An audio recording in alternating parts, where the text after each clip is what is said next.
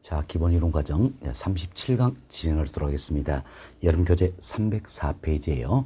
304페이지는 2번 챕터 부동산 투자 수익이다 소개되고 있죠. 여기서부터 설명드리도록 하겠습니다. 사실 저희들이 지난 시간에는 투자의 위험에 대해서 살펴봤죠. 위험에 대한 대가로서 수익이 주어진다 생각하시고 수익에 대해서 살펴보도록 하겠습니다. 먼저 투자 수익률에도 여러 가지 종류가 있다라는 겁니다. 그래서 부동산 투자에 따른 수익률에도 크게 세 가지가 있습니다. 세 가지. 자, 먼저 기대 수익률이라는 게 있습니다. 기대 수익률. 자, 다음은 요구 수익률, 그리고 실현 수익률이 있다. 여기에 대해서 잘 이해하시면 되겠습니다.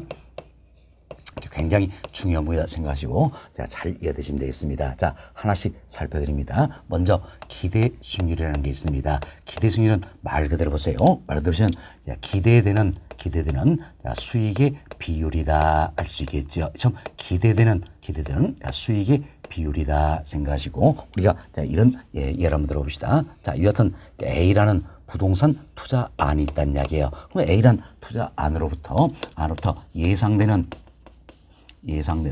수입이 있겠지요. 또 예상되는 지출이 있다라는 겁니다. 이처럼 예상되는 수익과 지출 을 통해서 계산으로 구한 수익률이 바로 뭡니까? 기대 수익률이다. 이렇게 생각하시면 되겠습니다. 그럼 쉽게 우리 이런 생각을 해봅시다. 자, 이 A라는 부동산을 10억을 들여서 취득을 한다는 이야기예요. 10억 들여서 취득했는데 1년 동안 어떤 임대를 한다. 이때 어떤 2억 원의 수익이 기대된다는 이야기예요. 2억 원의 수익이 기대된다라는 겁니다. 그럼 다른 조건을 무시하고 우리 이것만 고려하자는 이야기. 이때 보세요.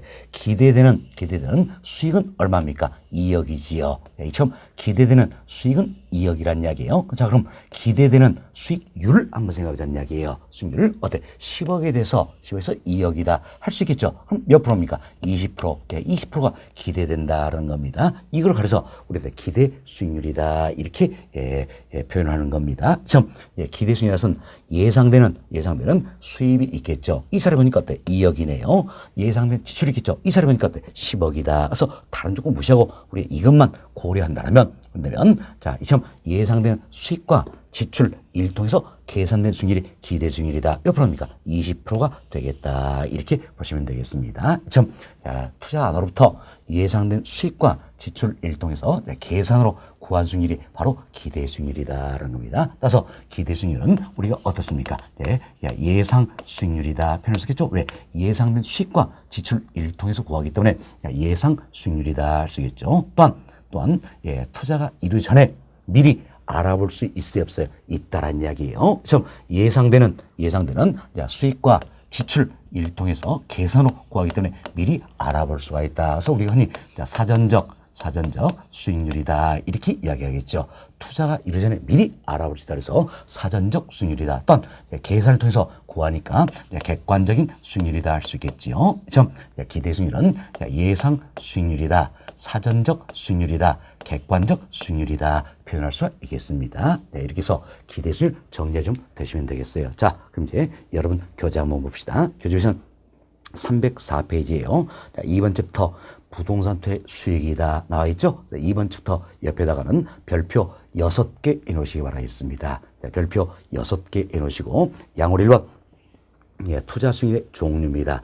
크게 세 가지에 따르죠. 기대 수익률, 요구 수익률, 실현 수익률이 있다. 이 중에 우리는 지금 기대 수익률 설명을 드렸습니다. 그래서 편거래 1번 보세요. 편거래 1번 보시면 기대 수익률이다 나와 있는데 첫 번째로 봅시다.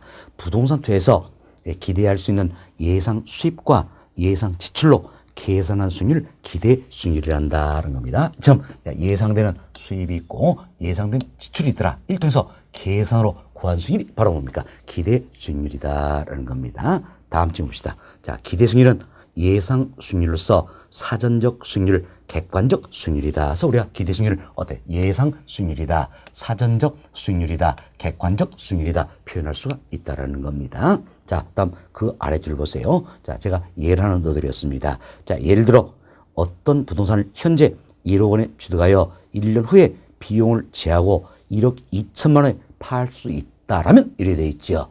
팔아버렸습니까? 팔 수 있다는 겁니까? 팔 수 있다는 이야기예요. 팔 수 있다. 그럼 이때 다른 조건을 무시한다면 수익률은 얼마가 됩니까? 20%가 된다는 이야기야. 이때 20%이 수익률은 어때? 기대가 되는 것이지요. 기대가 되는 것이다. 따라서 이때 수익률 20%를 뭐라 합니까? 기대 수익률이란다. 이렇게 이해가 좀 되시면 되겠습니다. 다음 두 번째.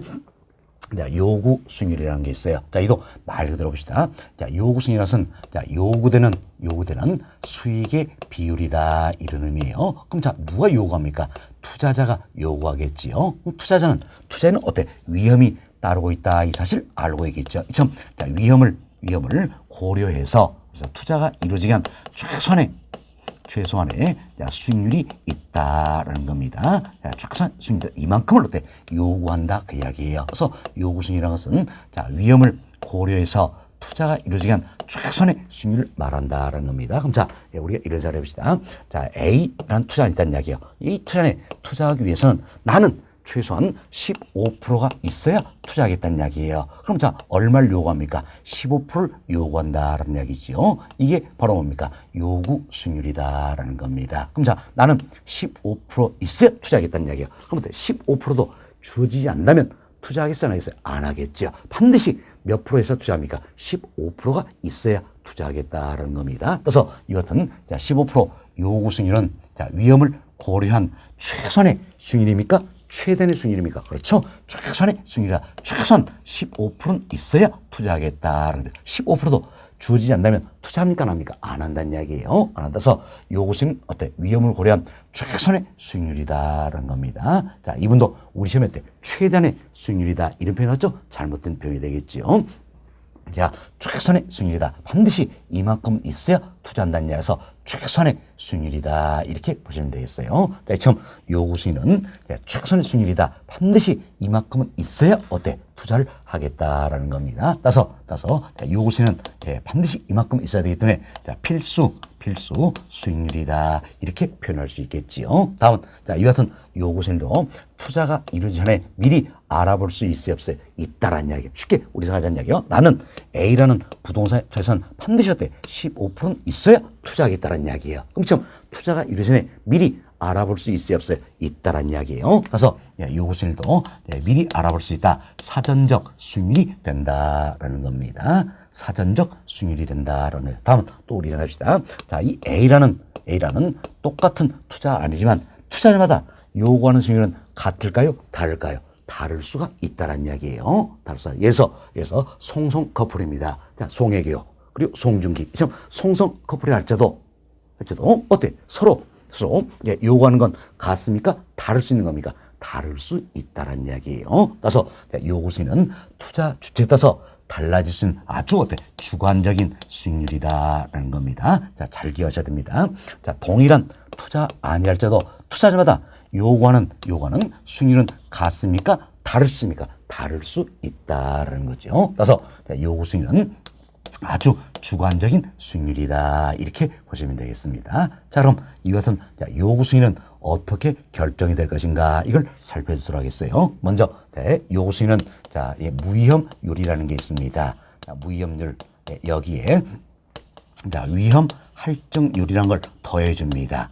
자, 위험 할증률을 더해주고 여기에 예상되는 인플레에 대한 보상률 여기까지 더해준다. 그래서 인플레 보상률 여기까지 반영해서 투자자의 요구 수익률이 결정이 된다라고 생각하시면 되겠습니다. 자, 그럼 우리가 이걸 이해하기 위해서는 아주 간단한 사례부터 하나 말씀을 드립니다.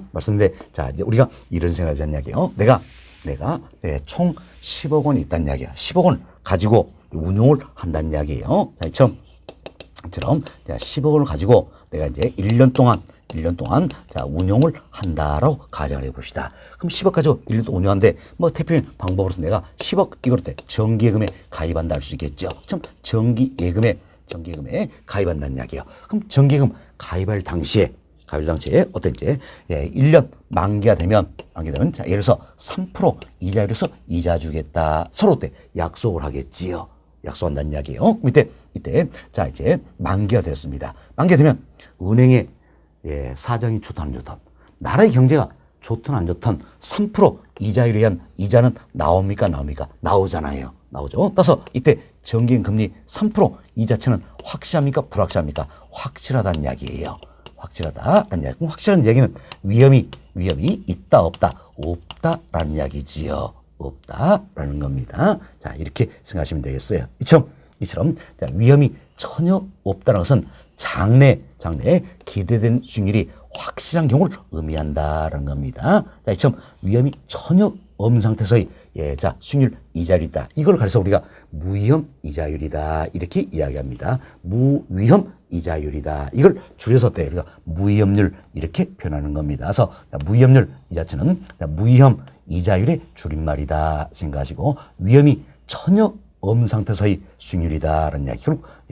결국 장래 기대된 수익률이 확실한 경우에 수익률이 바로 뭡니까? 무위험률이다. 이렇게 보시면 돼서 무위험률의 가장 대표적인 예가 바로 정기금 금리다. 이렇게 보시면 되겠습니다. 자, 그럼 이처럼 위험이 전혀 없음에 불구하고 왜 3%에 의한 3% 이자를 위한 이자를 줄까요? 자, 나는 자, 어떤 1년 동안 정기금에 가입하면 자, 이 10억이라는 돈을 쓸 수 있어요, 없어요? 없죠? 그렇지만 은행은 1년 동안 10억이라는 돈을 쓰고 있다는 이야기. 결국 1년 이와 같은 시간에 대한 보상이다. 이렇게 생각하시면 되겠습니다. 그래서 무위험률 이 자체는 결국 뭐에 대한 대가입니까? 시간에 대한 대가, 시간에 대한 보상이다. 이렇게 생각하시면 되겠습니다. 자, 그럼 여기서 이제 정기금에 가입한다면 3% 이자에서 이자 받을 수 있다는 이야기야. 이때 또 이제 내가 가진 10억 이걸 가지고 임대용 부동산을 취득하면서 임대업을 한다는 이야기야. 그럼 내가 임대업을 했을 때 3%도 나오지 않는다면 3%도 나오지 않는다면 굳이 임대업 할 필요 있어요, 없어요? 없죠? 당연히 정기금에 가입한다 할 수 있겠죠. 자, 이제 보세요.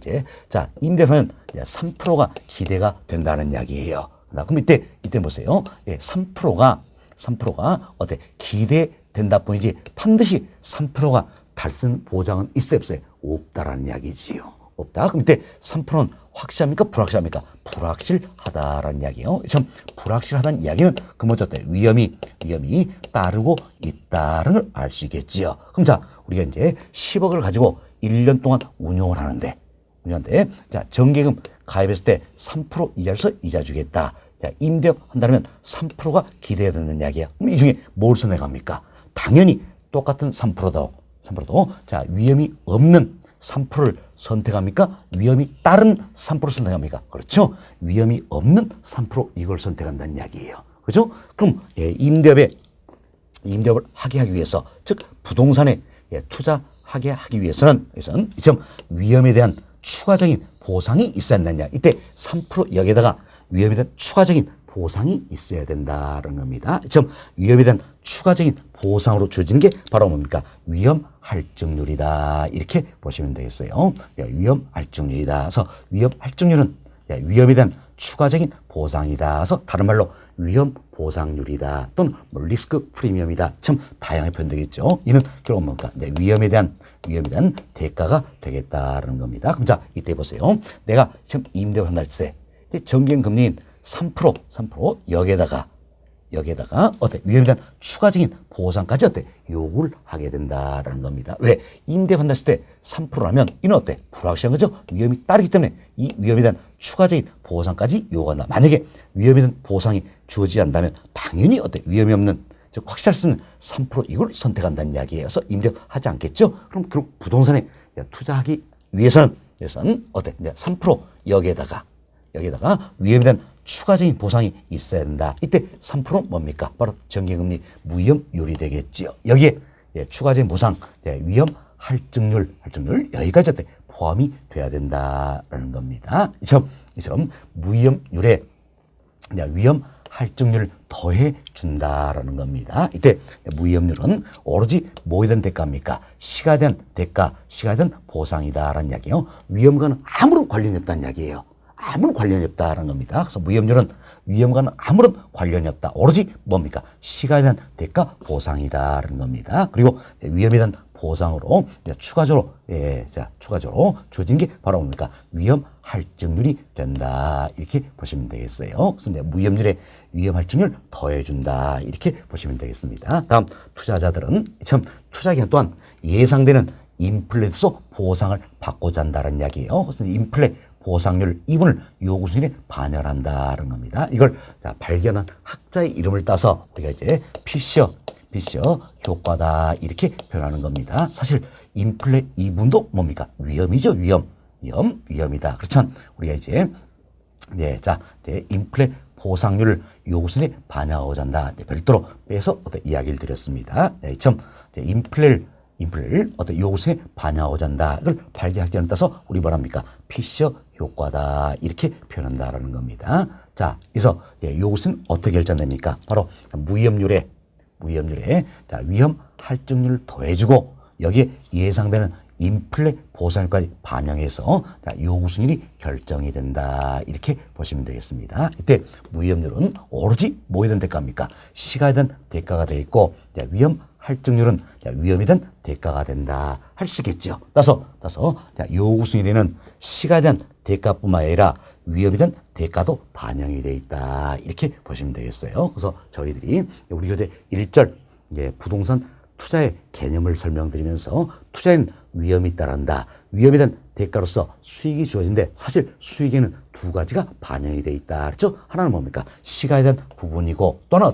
위험에 대한 부분이다. 이렇게 설명된 내용이에요. 여튼 요구수익률 여기에는 시간에 대한 대가뿐만 아니라 위험에 대한 대가도 반영이 되어 있다. 이렇게 생각하시면 되겠습니다. 자, 다음은 우리 또 이런 생각을 합시다. 다른 조건은 일정하다는 이야기예요.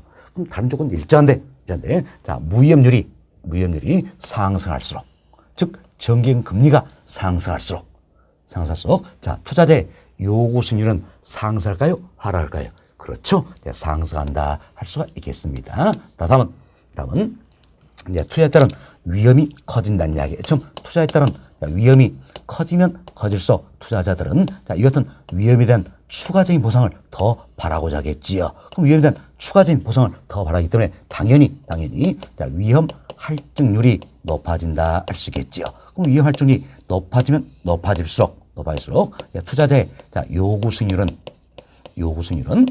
상승한다 할 수 있겠지요. 왜? 자 보세요. 위험 할증률이 높아질수록 더해주는 개념이니까 요구 수익률은 상승한다 할 수 있겠지요. 결국 위험이 커지면 커질수록 투자자의 요구수는 상승하게 된다. 쉽게 이 생각하세요. 위험이 커지면 클수록 투자자들은 더 많은 걸 요구한다는 이야기예요. 그래서 위험이 커질수록 투자자의 요구수는 상승한다라는 겁니다. 따라서 위험과 요구수 사이는 어떤 관계가 있습니까? 비례 관계에 있다는 걸 알 수 있겠죠. 자, 위험과 요구수 사이는 비례 관계에 있다는 걸 알 수 있겠습니다. 이걸 그래서 우리가 뭐라고 했습니까? 자, 위험 수익의 상쇄 관계다 이렇게 이야기했죠. 결국 위험 수익의 상쇄 관계다. 이는 위험과 수익 관계가 어떤 관계에 있다? 비례 관계에 있다. 반비례가 아니라 그랬죠? 비례 관계에 있다. 잘 기억하 잘했습니다. 비례에 따라서 위험이 커지면 커질수록 투자자의 요구 수익은 상승하게 된다. 그래서 위험과 요구 수익 사이는 어떤 관계? 비례 관계에 있다. 이를 위험 수익의 상쇄 관계를 한다. 즉 위험 수익의 상쇄 관계는 위험과 요구 수익 사이에 어떤 관계에 있다? 비례 관계에 있다. 이렇게 보시면 되겠습니다. 자, 그럼 우리가 예를 들어서 다른 조건이 일정합니다. 일정한데 위험이 커지면 커질수록 투자자들은 위험에 대한 추가적 보상을 더 바란다는 데서 위험 할증률이 상승하겠죠. 위험 할증률이 상승하면 당연히 투자자의 요구수는 상승한다. 이렇게 이해하시면 되겠습니다. 다음은 인플레가 심할 것으로 예상이 된다는 이야기예요. 그럼 앞으로 인플레가 더 심할 것으로 예상된다면 인플레 보상을 더 받고자겠지요. 그럼 다른 조건이 일자다 가정했을 때 인플레가 심하다고 예상돼서 인플레 보상을 더 받고자 한다. 그럼 인플레 보상률이 높아진다는 이야기예요. 그럼 이때 투자자의 요구수는 상승한다. 이렇게 생각하시면 되겠습니다. 자, 이처럼 요구수는 무위험률과 위험 할증률과 예상되는 인플레 보상률의 합으로서 결정이 된다 생각하시고, 이때 우리가 또 이런 가정을 해봅시다. 물가가 안정적이다 가정해본다면, 인플레에 대한 보상할 필요 있어요 없어요? 없다라는 이야기예요. 그럼 이때는 요구수익이 어떻게 결정됩니까? 바로 무위험률과 위험 할증률의 합으로서 함으로써 요구 수익률이 결정이 된다. 이렇게 보시면 되겠어요. 자, 다시 보세요. 물가가 안정적이다 가정합니다. 가정하면 인플레 보상할 필요 있다 없다? 없다라는 이야기예요.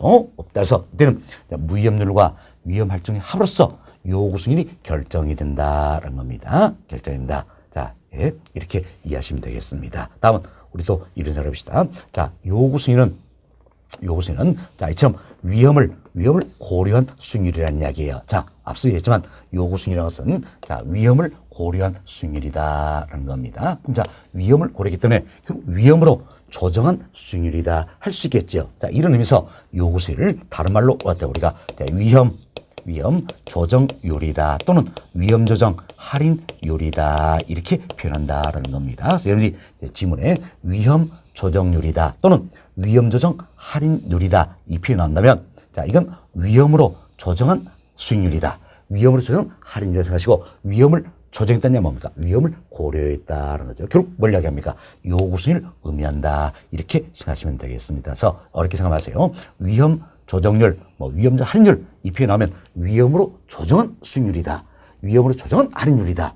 그럼 위험을 고려했다는 이야기 뭡니까? 요구 수익률이다. 이렇게 생각하시면 되겠습니다. 그래서 네, 위험 조정률이다. 자, 이도 어떻게 될지 아닙니까? 무위험률에 위험 할증률 더하고 예상되는 인플레 보상을 더해서 결정이 된다. 다만 물가가 안정적이려면 이제 무위험률에 위험 할증률이 더한 값이 요구 수익률이 되기 때문에 이 자체 때 위험 조정 할인율이 된다. 이렇게 보시면 되겠습니다. 자, 이렇게 해서 저희들은 이제 요구 수익률 이야기를 좀 해드렸어요. 특히 요구 수익률은 어때? 굉장히 중요한 부분이에요. 그래서 이제 여러분들이 반드시 이 정도는 이해하셔야 되는 겁니다. 자, 이 요구 수익률이라는 것은 그렇대 위험을 고려한 수익률이죠. 그럼 위험을 고려해서 투자가 이루어지는 어때? 최소한의 수익률이다 할 수 있겠죠. 또 동일한 투자 아니할지도 투자 주체에 따라서 달라질 수 있는 아주 주관적인 수익률이다 할 수 있겠지요. 다음 요구 수익률은 시간에 대한 대가뿐만 아니라 위험에 대한 대가까지도 반영이 되어 있다는 겁니다. 그래서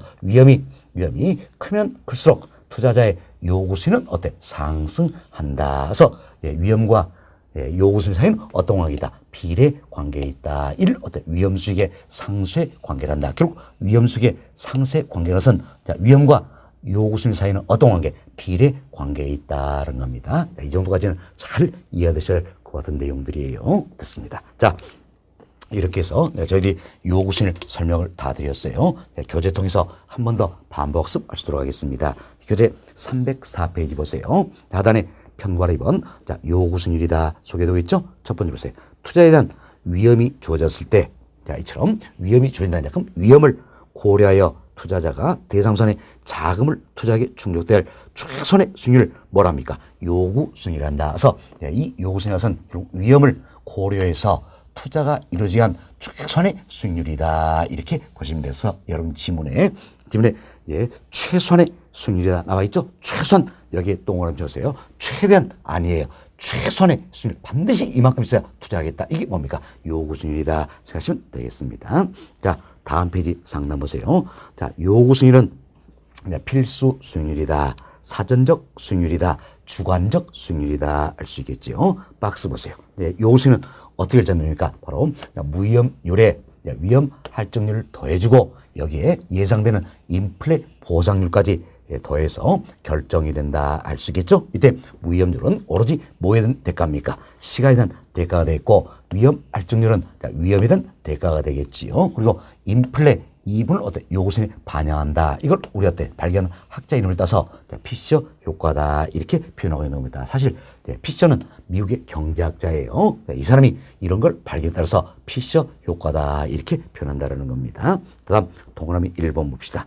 자, 요구수익률에는 시간에 대한 비용과 위험에 대한 비용이 포함되어 있다. 즉 시간에 대한 대가와 위험에 대한 대가가 포함되어 있다. 자, 지금 요구수익률은 어때? 시간에 대한 대가, 위험에 대한 대가가 어때? 포함이 되어 있죠? 동그라미 2번 보세요. 동그라미 2번은 여기는 무위험률 이걸 설명한 내용이에요. 무위험률은 무위험 이자율의 줄임말이라고 했지요. 그래서 위험이 전혀 없는 상태에서의 수익률이다. 그래서 장래 기대된 수익률이 확실한 경우에 수익률을 말한다. 자, 위험이 전혀 없다는 이야기는 장래 기대된 수익률이 확실한 경우다 할 수 있겠지요. 기억번.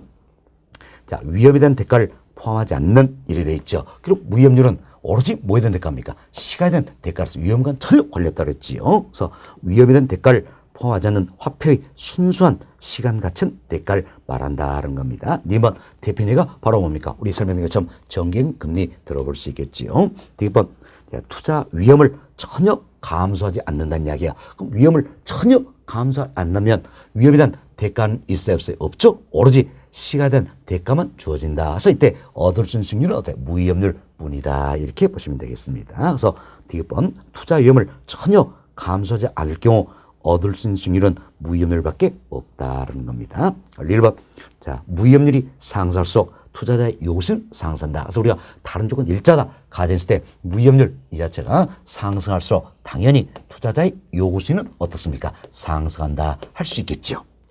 자 다음 동그라미 3번 봅시다.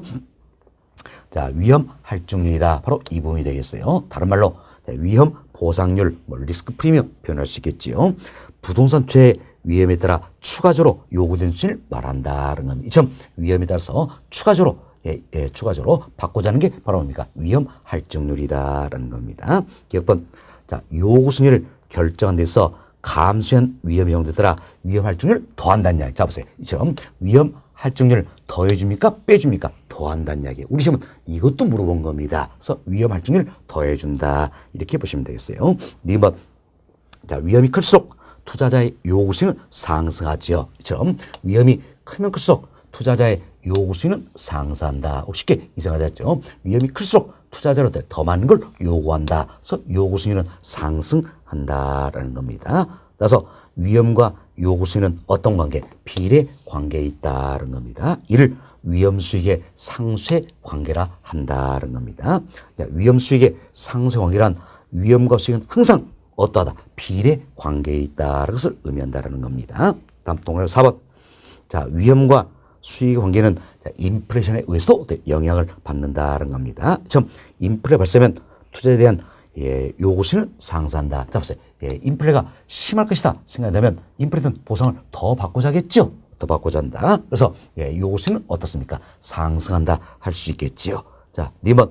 자, 요구수율에 예상되는 인플레 보상률 이걸 반영한 것을 발견한 학자 이름 따서 뭡니까? 피셔 효과를 한다. 2번.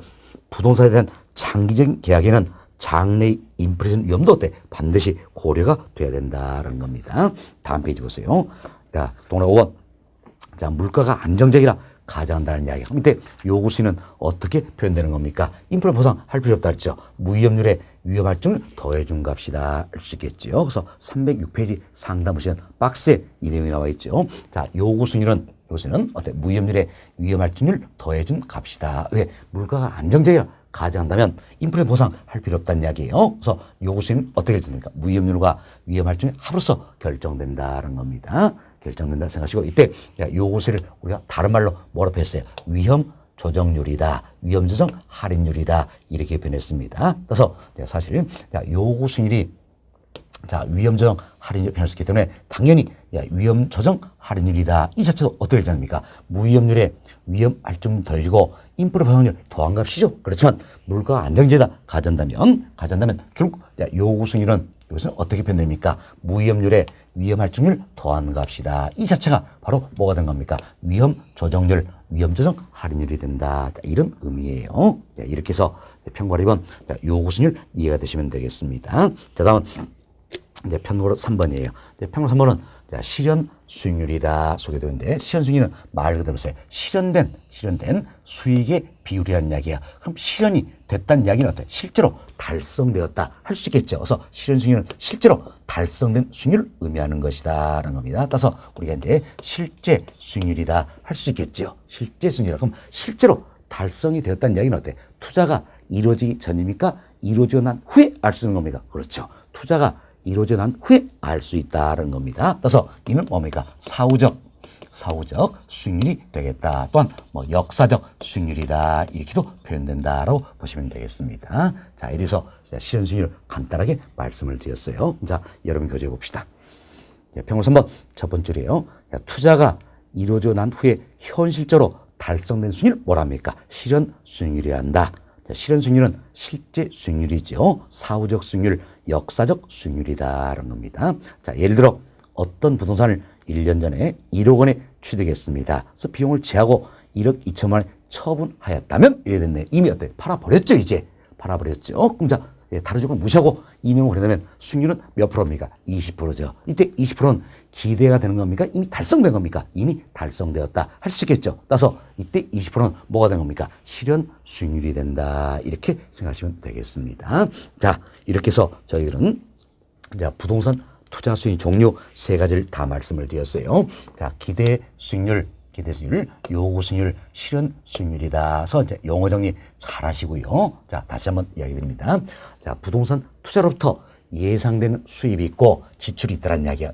예상된 수익과 지출 일통해서 계산으로 구할 수 있는 게 바로 뭡니까? 기대 수익률이다라는 거죠. 다음은 투자에는 위험이 따른다. 위험을 고려해서 투자가 이루어지기 위한 최선의 수익률이더라. 이만큼을 요구한다는 거죠. 그래서 이는 요구 수익률이다. 다음 이제 투자가 이루어진 후에 실제로 달성된 수익률이 뭡니까? 실현 수익률이다라는 겁니다. 그래서 개념 잘 이해하시고 다음은 여기 보세요. 이것은 기대 수익률 그리고 요구 수익률, 실현 수익률이 있다는 이야기야. 이 셋 중에서 투자가 이루어지기 전에 미리 알아볼 수 있는 게 두 가지가 있죠. 결국 사전적 수익률 두 가지가 있다는 겁니다. 뭡니까? 기대 수익률과 요구 수익률이 알 수 있겠죠. 반면 실현 수익률은 어때? 투자가 이루어진 후에 알 수 있는 사후적 수익률이다. 이렇게 비교되시면 되겠습니다. 자, 그럼 사전적 수익률은 두 가지를 했어요. 기대 수익률, 요구 수익률이다. 이때 기대 수익률은 객관적 수익률이고 요구 수익률은 투자 주택을 쓰는 아주 주관적인 수익률이 된다. 이렇게 보시면 되겠습니다. 네, 비교하시고 다음은 우리가 이런 생각을 해봅시다. 자, 벌써 이제 우리가 이게 시간의 흐름입니다. 시간인데 자, 이 시점에서 내가 이 같은 A라는 부동산에 대해서 투자할지 말지 의사 결정을 내려보고자 한다는 이야기예요. 그럼 의사결정 내리는 이 시점에서는 아직까지 투자가 이루어졌어요? 이루어지지 않았어요? 투자가 이루어지지 않은 거죠? 내가 투자할지 말지 의사결정 내린다는 이야기야. 그럼 이 시점까지는 아직까지 투자는 이루어지지 않았다는 이야기예요. 따라서 이 시점에서는 사후적 수익률이 알 수 있는 실현 수익률은 알 수 있어요? 없어요? 없다라는 이야기예요. 그럼 이 시점에서 알 수 있는 건 사전적 수익률 두 가지가 되겠죠. 뭡니까? 기대 수익률과 요구 수익률 이 두 가지는 알 수가 있다라는 겁니다. 그래서 우리가 이제 투자 수익 종류 세 가지 있었어요. 기대 수익률, 요구 수익률, 실현 수익률이다. 이 셋 중에 투자가 이르기 전에 미리 알 수 있는 사전적 수익률 두 가지였죠. 뭡니까? 기대 수익률, 요구 수익률이다라는 겁니다. 그럼 자, 이 시점에서는 투자가 아직 이루어지지 않기 때문에 사후적 수익률인 실현 수익률은 알 수 있다 없다? 없다라는 이야기야. 그럼 결국 우리는 뭘 비교합니까? 기대 수익률과 요구 수익률을 비교하겠다라는 겁니다. 비교하겠다는 이야기. 자, 우리가 이런 자리 봅시다. 자, 일단 A라는 투자하기 위해서 나는 최소한 15%가 있어야 투자하겠다는 이야기. 그럼 15% 이게 바로 뭡니까? 요구 수익률이다 할 수 있겠죠. 그럼 계산해 보니까 20% 수익률이 기대가 된다는 이야기야. 그럼 이때는 어때? 기대 수익률이 요구 수익률보다 더 크다는 걸 알 수 있겠죠. 나는 어때?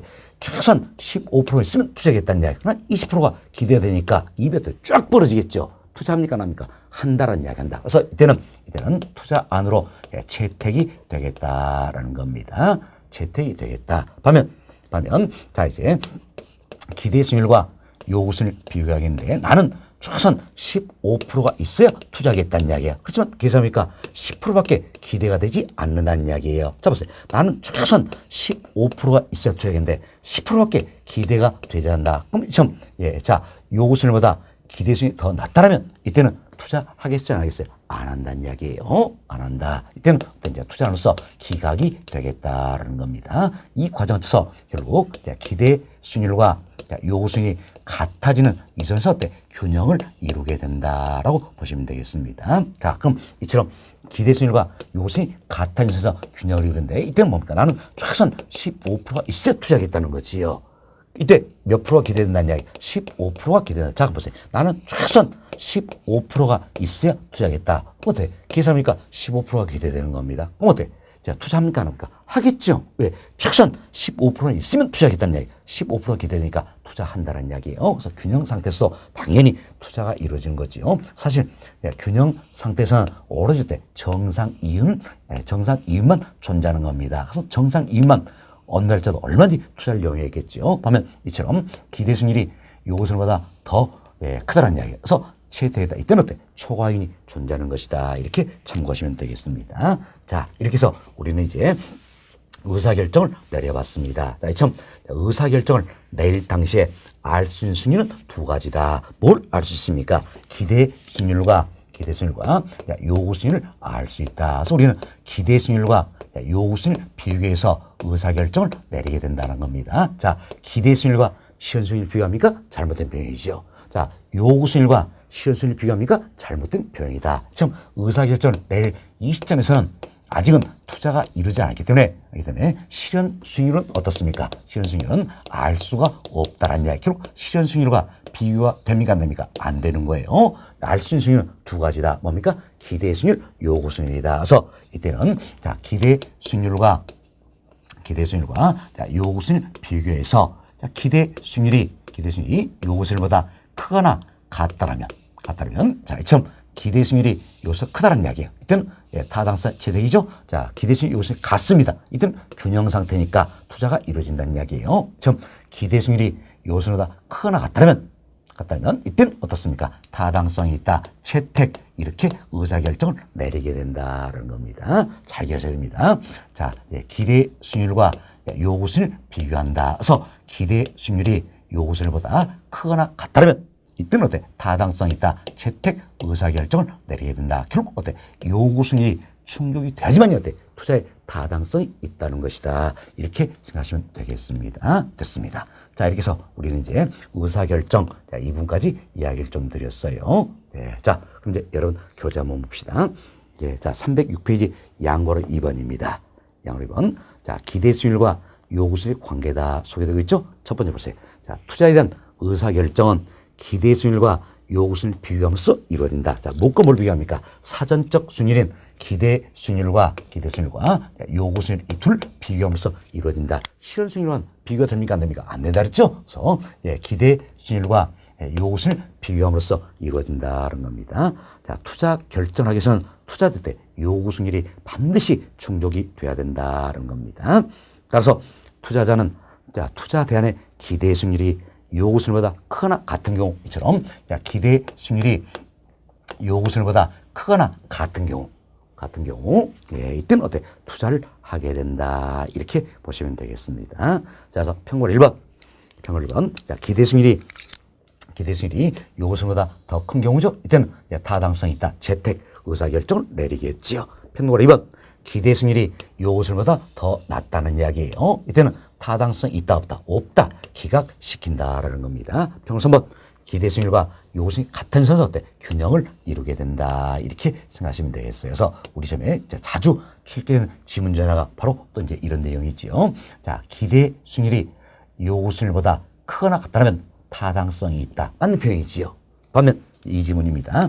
자, 기대 수익률이 요구 수익률보다 더 낮다면 자, 기대 수익률이 요구 수익률이 낮다면 타당성이 있다로 판단할 수 있다. OX, X. 잘못됐죠? 자, 기대 수익률이 요구 수익률보다 더 낮다면 이때는 타당성이 있어요? 없어요? 없죠? 그래서 기각된다. 이렇게 생각하시면 되겠습니다. 그래서 의사결정 기준을 잘 이해하시면 되겠어요. 자, 여기까지 말씀드리고 다음은 여름교재 우측 페이지예요. 307페이지입니다. 자, 307페이지 상단 보시면 보충학습 박스가 들어있습니다. 여기는 이제 투자자의 유형에 대해서 소개를 하고 있는 게 사실 투자자의 유형에도 크게 세 가지가 있습니다. 그런데 자, 위험, 자, 회피형 투자자라는 게 있습니다. 자, 이는 다른 말로 자, 위험 혐오형이다.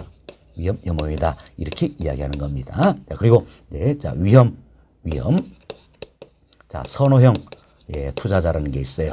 자, 위험 선호형은 위험을 아주 즐기는 유형이죠. 그래서 위험 선호형이다. 이 같은 투자자가 있고요. 또는 위험 추구형이다. 이렇게도 표현되는 겁니다. 다음은 위험, 자, 중립형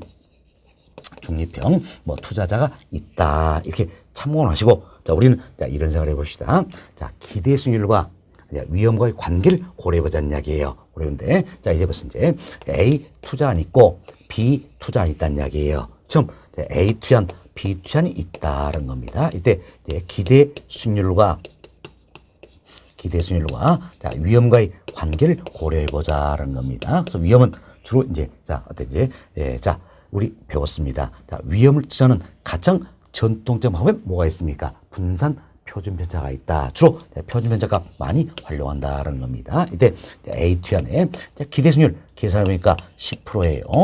B 투자안의 기대 수익률도 어때? 10%더라는 겁니다. 이때 A 투자안의 위험 표준 편차 값이 2%고 B 투자안의 위험 표준 편차 값이 3%라는 이야기야. 자, 그럼 먼저 우리가 이 생각을 해봅시다. 자, 이때 위험 표준 편차 이 값이 어떻습니까? 크면 클수록 위험은 크다는 뜻이지요. 적을수록 위험은 적다 이런 의미예요. 생각하시면 돼요. 자, 그래서 이제 우리는 이제 A와 B 이 중에 어때? 하나를 선택을 해보고자 한다는 이야기예요. 선택하면 뭘 고려해서 하나를 선택하신가? 이처럼 기대 수익률과 자, 위험과의 관계를 고려해서 기대 수익률과 위험과의 관계를 고려해서 A, B 중에 하나를 선택하고자 한다는 이야기예요. 그럼 여러분 A와 B 중 뭘 선택할까요? 당연히 A를 선택하겠죠. 뭐 때문입니까? 이처럼 기대 수익률이 동일하다면 자, 위험이 어떻습니까? 적은 투자를 선택한다 할 수 있겠죠. 자, 표준 편차 이 값이 적을수록 위험 적다는 뜻이지요. 그래서 기대 수익률이 동일하다면 위험이 적은 투자를 선택하겠다는 겁니다. 이처럼 기대 수익률이 동일했을 때 위험이 적은 투자를 선택하는 투자자가 있다는 이 투자자의 유형을 가리켜서 우리가 뭐라고 표현할 것인가? 바로 위험 회피형 투자자다라는 겁니다. 또는 위험 혐오형 투자자다 이렇게 표현한다는 겁니다. 자, 그럼 보세요. 이제 우리들은 자, 이 사례에 된다면 뭘 선택했습니까? A를 선택했다는 이야기예요. A를 따라서 우리들은 뭐가 됩니까? 바로 위험 회피형 투자자다 또는 위험 혐오형 투자자다 이렇게 생각하시면 되겠습니다. 결국 자, 위험 회피형 투자자는 것은 뭘 얘기합니까? 기대 수익률이 동일한 경우 위험이 어때? 적은 투자를 선택하는 투자자의 유형이다 이렇게 보시면 되겠습니다. 자, 따라서 우리들은 어때? 위험 회피형 투자자다 알 수 있겠죠? 자, 그럼 여러분이 지문에 위험 회피형 또는 위험 혐오형 투자 나오면 바로 뭘 생각합니까? 우리들 생각하시면 되는 겁니다. 생각하시면 되겠어요. 자, 그리고 여기 보세요. 이제 여기서 자, 위험 회피형 투자자다 또는 혐오형 투자자다. 아차면 실수하는 겁니다. 자, 이런 내용이죠. 자, 위험 회피형 혐오형이다. 그래서 위험이 있는 투자는 회피, 혐오 꺼리겠다는 이야기야. 그래서 위험이 있는 투자는 투자하지 않겠다. 이런 의미로 받아들일 수가 있다는 이야기. 그러나 그게 아니라는 이야기예요. 자, 보세요. 자, A 투자는 우리 선택했는데 위험이 있어요, 없어요? 있죠. 위험이 있으면 그러고 A를 어때? 우리는 선택을 하게 된다는 이야기예요. 따라서 자, 위험 회피형 투자는 것은 자, 위험이 있는 투자는 자, 투자하지 않겠다. 이런 의미가 아니라는 이야기예요. 이런 의미가 아니라 자, 위험이 있다 할지라도 기대 수익률이 동일하다면 자, 위험이 적은 투자를 어때? 선호한다. 선택하겠다. 이와 같은 투자자 유형이 위험 회피형이다. 이렇게 생각하시면 되겠습니다. 자, 현실 투자는 결국 뭡니까? 위험 회피형이에요. 회피형이다. 생각하시고, 자, 위험 회피형 투자는 아주 이성적이고 합리적인 투자자를 의미한다. 바로 우리들이 뭡니까? 위험 회피형이다. 이렇게 생각하시면 되겠습니다. 현실의 투자론 세계에서 투자자는 위험 회피형이 되기 때문에 자, 위험 선호형이다. 자, 위험 중립형이다. 이건 뭐 중요치 않습니다. 그래서 현실의 투자자는 바로 뭡니까? 위험 회피형 투자자다. 이렇게 생각하시면 되겠습니다. 또는 뭐 위험 혐오형 투자자다 생각하시고 개념만 잘 이해하시면 되겠어요. 그래서 지문에 위험 회피형 나면 바로 어때? 우리들 생각하시면 되겠습니다. 자, 그럼 여러분 교재 한번 봅시다. 자, 307페이지 상단에 보충학습 박스가 들어있지요. 두 번째 중간쯤 보세요. 그러시면 자, 위험 회피형 투자자란 위험을 부담하는 경우 그에 따른 보상을 얻고자 하는 유형으로 위험 혐오형 투자자다. 이렇게도 표현하는 겁니다. 또 1번 기대 수익률이 동일할 경우 덜 위험한 투자 대안을 선택한 투자를 말한다. 자, 이처럼 기대 수익이 동일하다는 이야기야. 그럼 기대 수익이 동일할 경우는 어때? 덜 위험한. 자, 더가 아니에요. 더와 덜은 어떻습니까? 하늘과 땅이죠. 예, 자, 기대 수익률이 동일할 경우 어때요? 덜 위험한 투자 대안을 선택하는 투자자를 말한다는 거죠. 이는 위험을 전혀 감수하려고 하지 않는 것을 의미하는 것은 아니란 이야기예요. 아니다. 자, 우리 이야기했죠? 자, 위험이 있는 투자는 투자하지 않겠다. 투자를 꺼리겠다. 혐오하겠다. 이런 게 아니란 이야기. 위험이 있지만 기대 수익이 덜하다면 위험이 어때? 적은 투자를 선택한다. 이것은 유형이다. 이렇게 보시면 되겠습니다. 그래서 오늘 2번 위험을 전혀 감수하려고 하지 않는 것을 의미하는 것은 아니란 이야기예요. 또 3번 위험을 감수할 만한 보상이 있는 경우, 자, 회피할 수 없는 위험, 즉 피할 수 없는 경우에는 기꺼이 위험을 감수하고자 한다는 이야기예요. 이처럼 예, 자, 현실 투자자는 이성적이고 합리적인 어때? 위험 회피형 투자자, 위험 혐오형 투자자다. 이렇게 보시면 돼서 우리들이 바로 뭡니까? 위험 회피형이다. 생각하시면 되겠죠. 그래서 지문에 위험 회피형 나면 반드시 뭘 떠납니까? 아, 우리들이다. 이걸 생각하시면 되겠습니다. 자, 이렇게 해서 저희들이 투자자 유형 여기까지는 다 정리해 드렸습니다. 그래서 이제 2번 챕터 부동산 투자 수익이다. 이분 다 말씀드렸고, 다음 여름교재 308페이지에 세 번째 챕터 위험의 처리 방법이다 나와 있죠. 자, 이분은 저희들이 심화 과정에서 다룰 내용이다. 이렇게 생각하시고 2절 투자의 위험과 수익이다. 이분도 다 맞춰드렸습니다. 맞춰드렸고 다음은 여름교재 311페이지로 넘어갑니다. 311페이지 보시면 이제 3절 포트폴리오 이론이다 소개되고 있는데, 자, 여러분들이 포트폴리오 이론 이걸 학습하기 앞서서 먼저 이해하셔야 될 게 평균 분산 결정법이라는 게 있어요. 평균 분산 결정법이다라는 게 있습니다. 이도 의사결정 내리는 하나의 기법이에요. 기법인데 우리가 조금 전에 이런 의사결정 내려봤습니다. 자, 이처럼 A라는 하나의 투자 안에 있다는 이야기예요. 하나의 투자 안에서는 어떻습니까? 우리가 기대 수익률과 요구 수익률 비교해서 의사결정을 내려볼 수 있겠지요. 이제는 하나의 투자만 있는 게 아니란 이야기예요. 그렇죠? A 투자도 있고 B 투자도 있다란 이야기예요. 이 중에 어때? 이 중에 하나를 선택을 해보고자 한다는 겁니다. 이때 활용할 수 있는 의사결정 기법이 바로 뭡니까? 평균분산 결정법이다라는 겁니다. 그래서 용어부터 잘 정리합시다. 자, 평균분산 결정법이다는데 이때는 수익률의 확률풀 정규보다 가정합니다. 자, 이분은 크게 신경 쓸 필요 없어요. 여튼 정규보다 가정하고 평균으로부터 우리 어때? 기대 수익률을 구하는 겁니다. 평균으로부터 기대 수익률을 구한다라는 겁니다. 어찌 보면 평균이 가장 대표되는 값이죠. 그래서 기대 수익 또는 기대 수익률을 구한다. 다음 분산 표준편차 1로부터 우리는 뭘 측정할 수 있습니까? 위험을 측정할 수 있다라는 이야기예요. 그럼 자, 벌써 이제 기대 수익률은 뭘로부터 구하는 겁니까? 평균으로부터 구한다는 이야기예요. 다음 위험은 뭡니까? 분산 표준편차도 구한다라는 겁니다. 그래서 우리 일반적으로 표준편차를 많이 활용한다 생각하시면 되겠어요. 그래서 잘 이해하셔야 됩니다. 자, 수익률의 확률 분포가 어때? 정규 분포한다. 자, 이와 같은 가정하에서 어렵다면 이건 신경 쓰지 마세요. 가정하에서 평균으로부터 뭘 구하는 겁니까? 기대 수익률 구한다는 이야기예요. 그리고 분산 표준 편차부터 뭘 구합니까? 위험을 구한다라는 겁니다. 그래서 기대 수익률 뭘로부터? 평균. 다음 위험은 뭘로부터? 분산 표준 편차부터 구하게 된다는 이야기예요. 그래서 기대 수익률과 위험과의 관계를 고려해서 의사 결정을 내려보는 통계적 기법이 바로 뭡니까? 평균분산 결정법이다. 이렇게 보시면 되겠습니다. 결국 평균분산 결정법이다. 여기서는 의사결정 내리는 변수로 딱 두 가지를 활용한다는 이야기. 뭘 활용합니까? 바로 기대 수익률과 위험이다. 이렇게 생각하시면 되겠어요. 기대 수익률과 위험과의 관계, 이것만 고려한다는 이야기. 그래서 의사결정 내리는 통계적 기법이 바로 뭡니까? 평균분산 결정법이다. 그럼 우리가 여기 벌써 이제 조금 전에 A 투자의 기대 수익률과 위험을 우리가 측정을 했습니다. B 투자의 기대 수익률과 위험을 측정했다는 이야기예요. 그래서 이처럼 기대 수익률과 위험과의 관계를 고려해서 A, B 이 중에 하나를 선택해 보았잖아요. 이 기법이 바로 뭡니까? 평균분산 결정법이다. 이렇게 생각하시면 되겠습니다.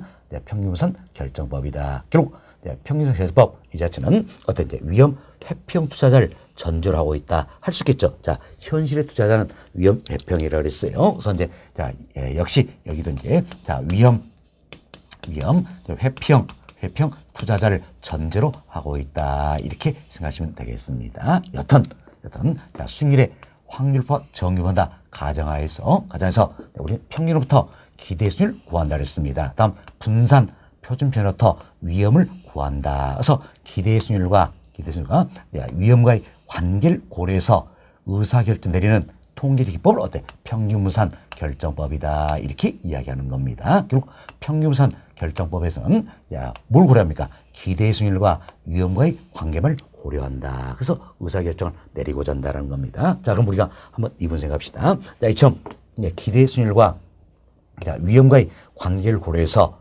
A, B 중에 하나를 선택하고자 의사결정을 내리고자 한다는 이야기예요. 밑에 보세요. 기대 수익률이 이처럼 동일하다면 자, 위험이 적은 투자를 우리는 선택을 했다는 이야기예요. 선택했다. 그렇죠? 그럼 위험이 적은 투자니 위험을 큰 투자를 지배한다 할 수 있겠죠. 그래서 지배하는 A는 선택이 되고 지배당하는 B는 어떻습니까? 선택 대상에서 제외가 된다. 이렇게 보시면 되겠어요. 자, 이처럼 자, 기대 수익이 동일할 경우에는 자, 위험이 적은 투자니 서로는 이야기는 위험이 적은 투자니 위험이 큰 투자를 지배한다 할 수가 있다는 이야기입니다. 그래서 이와 같은 선택 원리를 우리가 흔히 지배 원리다 이렇게 표현하는 겁니다. 지배 원리다라는 이야기예요. 지배 원리에 입각해서 결국 의사결정 내리는 통계적 기법이 바로 뭡니까? 평균무산 결정법이다. 그래서 평균무산 결정법 다른 말로 우리가 지배 원리다 이렇게도 학자에 따라서 표현하기도 한다는 겁니다. 자, 여하튼 위험 회피형 투자를 전제로 하고 있다는 걸 알 수 있겠죠. 자, 그래서 평균무산 결정법의 이부는 이야기 드렸습니다. 자, 여러분 교재 봅시다. 교재 보시면 311페이지예요. 자, 1번 챕터 평균무산 결정법이다. 소인데 별표 4개 이놓으시기 바라겠습니다. 자, 별표 4개 이놓으시고 양으로 1번 의입니다. 첫 번째로 보세요. 자, 상호 배타적인 복수에 투자했을 경우 자, 이처럼 A 투자한 B 투자한 여러 개 투자안이 있다는 이야기예요.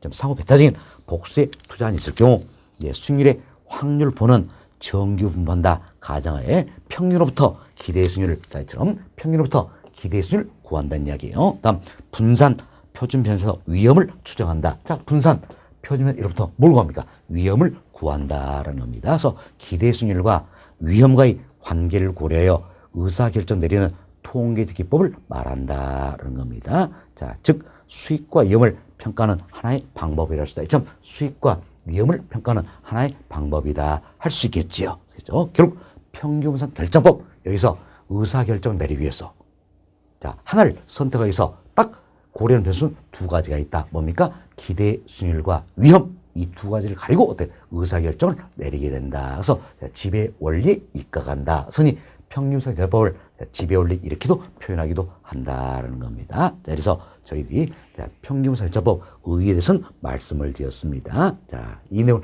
토대로 해서 다음 시간에는 더욱더 세부적으로 설명을 좀 드리도록 하겠습니다. 그럼 우리가 이제 기대 수익률도 구할 수 있어야겠고 위험도 구할 수 있겠죠? 여기서부터 다음 시간에 더욱더 세부적으로 말씀을 좀 드리도록 하겠습니다. 자, 이번 시간은 여기까지 진행해 드리도록 하겠습니다.